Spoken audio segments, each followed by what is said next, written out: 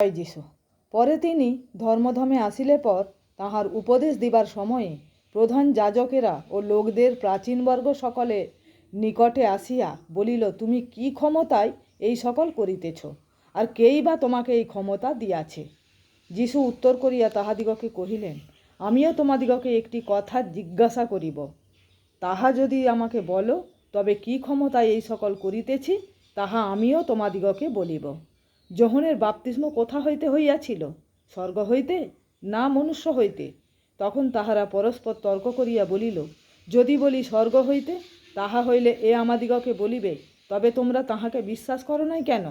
আর যদি বলি মনুষ্য হইতে, লোক সাধারণকে ভয় করি, কারণ সকলে যোহনকে ভাববাদী বলিয়া মানে।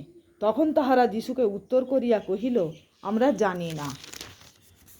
তিনি তাহাদিগকে কহিলেন, তবে আমিও কি ক্ষমতায় এই সকল করিতেছি তোমাদিগকে বলিব না।